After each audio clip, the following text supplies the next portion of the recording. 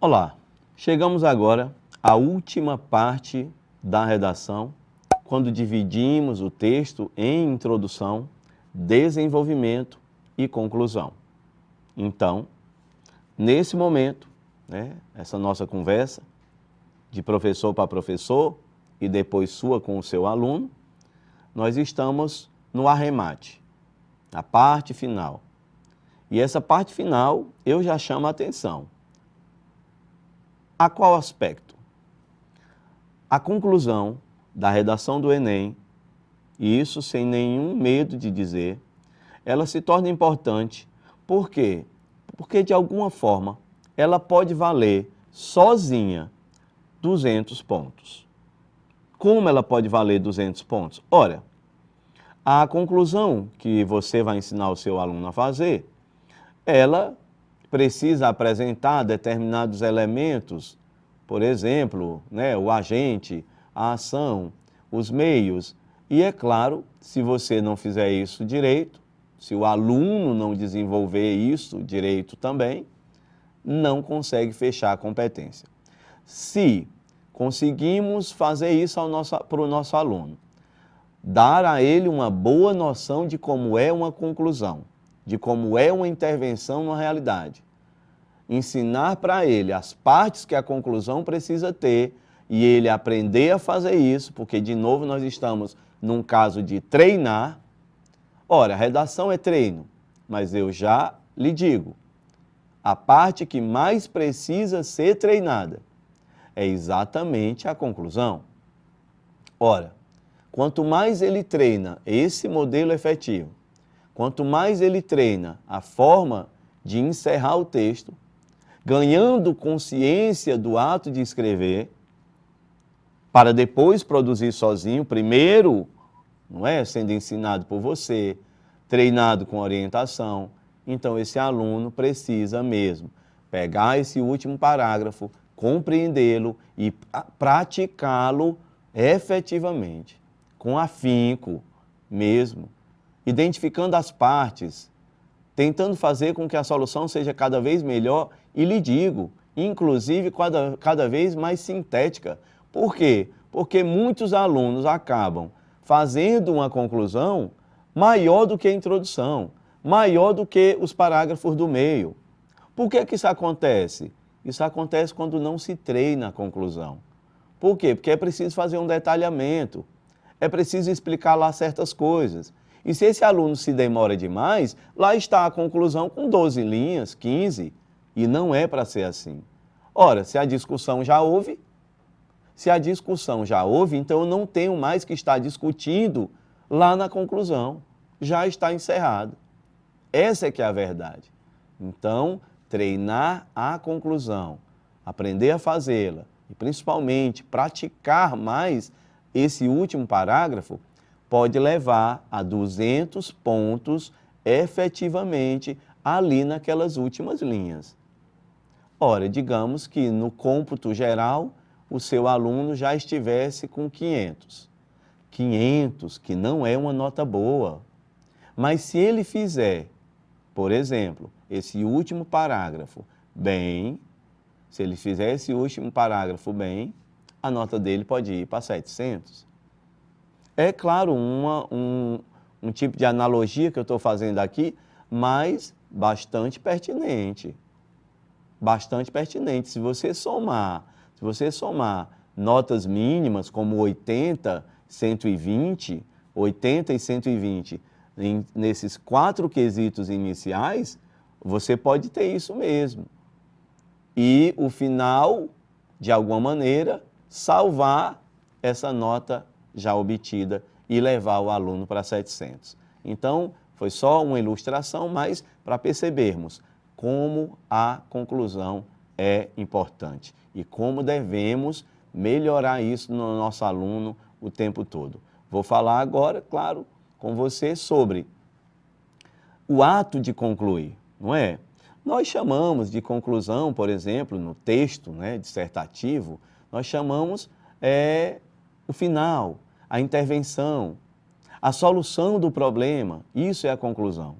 Então, nos textos não é? Dissertativos, normalmente propostos a partir de uma problemática contemporânea, a conclusão é o último parágrafo. E ela sintetiza de forma recapitulativa os pontos centrais da discussão que foi colocada. Por exemplo, essa retomada é a retomada da própria tese. O candidato pode escolher, então, retomar a tese dele, que é o que ele discutiu, e ele pode também resolver o problema. Se ele escolher resolver o problema, ele precisa articular o que foi dito por ele ao longo do texto com o que está escrito no final. O que foi discutido ao longo da redação acaba, de alguma maneira, sendo retomado ao final. Segundo Otton Garcia, grande professor, no seu texto Comunicação e Prosa Moderna, não existe argumentação sem conclusão, porque ela decorre naturalmente das provas ou dos argumentos que foram apresentados. Então, a partir dos argumentos apresentados, chega-se a uma conclusão. Assim, percebemos que há formas diferentes, com a livre escolha de quem escreve, para concluir um texto. Existem formas diferentes de concluir o texto, como existem formas diferentes para introduzi-lo, para iniciá-lo. Então, falaremos agora sobre essas formas diferentes de concluir o texto. Ora, existe a retomada da tese. A retomada da tese, ela serve para encerrar a discussão. Depois de refrescar a memória do leitor, já que eu estou retomando a tese, para o que vinha sendo discutido, é preciso ter, então, cuidado para não promover repetições. Essa é a observação. É possível que surjam repetições desnecessárias. Então, claro, não deve haver essa repetição. Um exemplo, por não haver necessidade de solução para o problema, resgata-se a ideia inicial. É isso. Já que se resgata a ideia inicial, não é bom, então, utilizar isso sem o critério de observância das repetições. Então, evitar a repetição. Outra forma de encerrar é com perspectivas futuras. Com perspectivas futuras é quando eu escrevo, considerando um determinado contexto e, é claro, ali aventa-se uma solução ou uma projeção hipotética do que pode acontecer se houver empenho na intervenção. O Enem trabalha muito isso, chamando até de efeito, ou seja, eu apresento algo que, se for implementado, hipoteticamente, vai solucionar o problema. Exemplo, processos de conscientização ligados a posturas mais éticas da sociedade. Observe, se houver esse processo de conscientização, de alguma maneira haverá uma postura diferente da sociedade. Então, uma hipótese, se isso, então isso. O outro é o enfrentamento efetivo do problema. É quando eu realmente coloco algo que considera o problema e os argumentos apresentados, eles vêm em favor da tese, envidando-se esforços resolutivos, ou seja, para resolver mesmo a problemática. E com destaque para quê? Para os agentes do processo de solução do problema. Exemplo, a solução técnica ou científica para o problema do lixo no Brasil. Nesse caso, eu vou ter que falar dos agentes, eu vou ter que falar do órgão competente que vai fazer determinada coisa. E existe ainda a possibilidade de fazer uma crítica a um processo já existente. Ora, há casos em que já existe algum tipo de solução. Então, é correto fazer uma crítica ao que já foi implementado, mas que não vem surtindo o efeito desejado pelo Estado ou pela população. Um exemplo, a questão do crack. Melhorar os CAPs para o enfrentamento do crack. Ora, quando se diz isso, melhorar os CAPs para o enfrentamento dessa epidemia que se tornou o uso do crack no Brasil, eu já estou apontando que já houve uma solução, que são os centros de atenção psicossociais. Só que parece que não estão funcionando, ou eles são poucos, ou eles não têm os profissionais adequados ou na quantidade necessária. Aí o professor já percebe, então é isso. Eu posso criticar algo que foi implementado, mas que não está funcionando. Então isso, de alguma maneira, é um tipo de solução.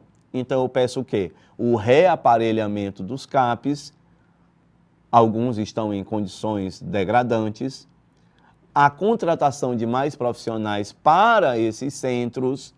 Observe, eu estou tratando de algo que já é uma solução, mas eu estou pedindo para melhorar aquilo ali. Então estão aí elementos ligados a uma solução. E agora, claro, vamos ler exemplos, pelo menos 2, de solução, apresentados já pelo Enem, né, por alunos, e o Enem coloca naquela sua cartilha de textos, que são nota máxima ou notas plausíveis. Então vamos ler 2 exemplos de solução considerados, né, soluções consideradas boas ou nota 1000.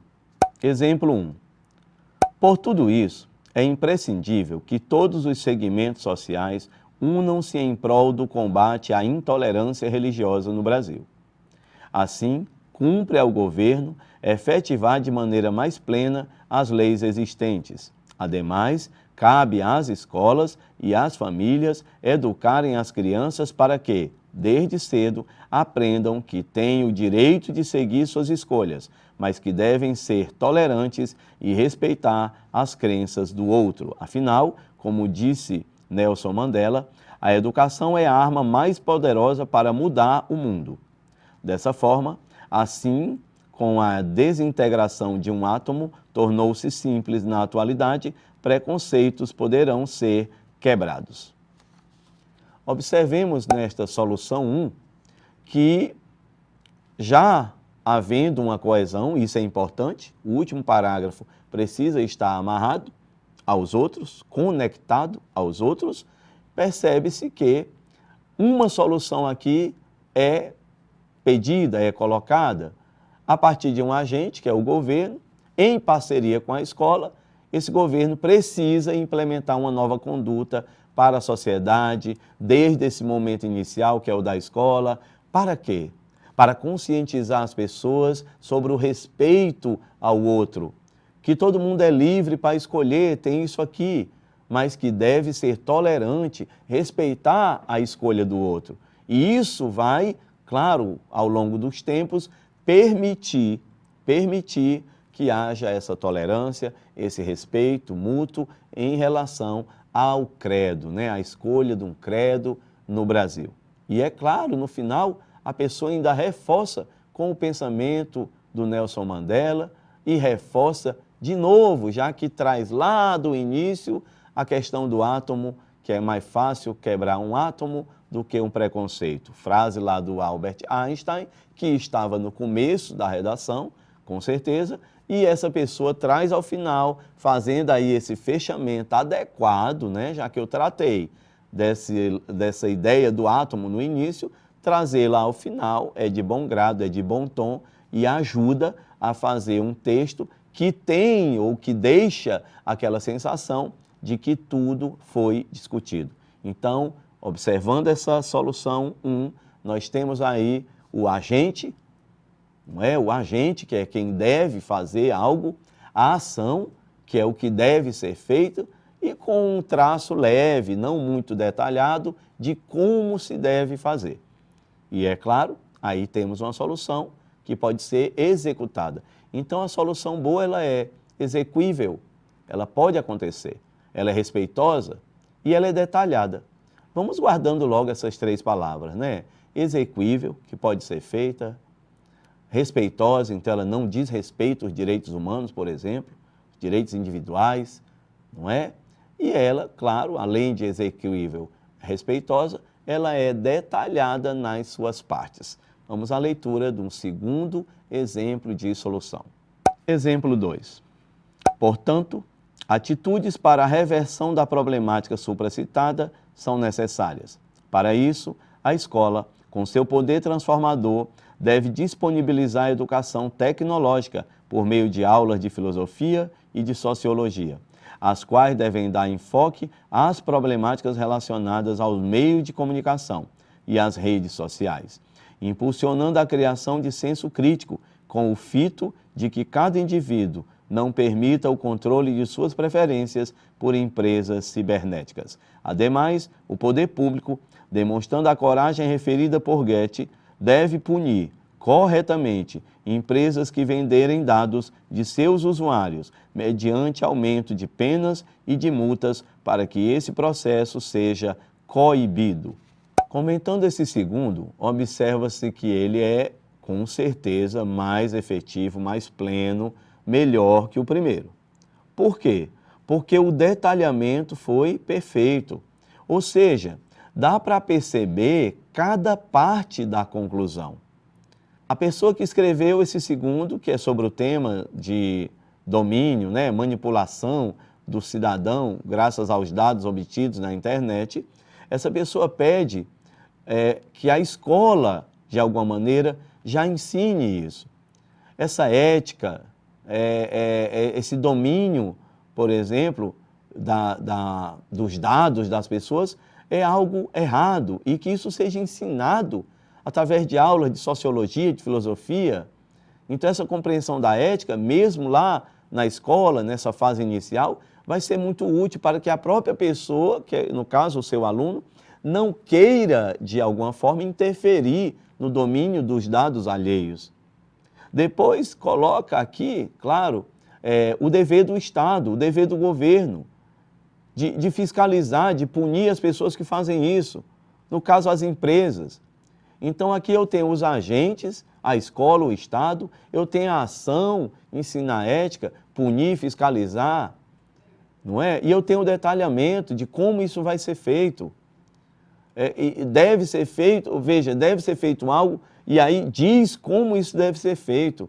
Então, obedecer a esses 3 elementos é importantíssimo. Então, nesse segundo exemplo de conclusão, nós temos aí, não é, as partes da conclusão muito bem colocadas. Então, existe uma clareza, está bem escrito, existe um agente, que é a pessoa que vai fazer aquilo, existe a ação e os meios de como fazer detalhados para que aquilo realmente aconteça, para que aquilo surta um efeito enquanto interferência, enquanto modificação naquela realidade, que no caso é o quê?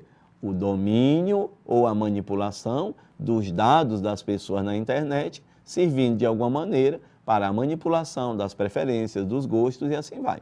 Então, a solução é importantíssima, ela vale 200 pontos, ela tem características bem específicas que devem ser cumpridos. Esses elementos precisam aparecer nessa solução.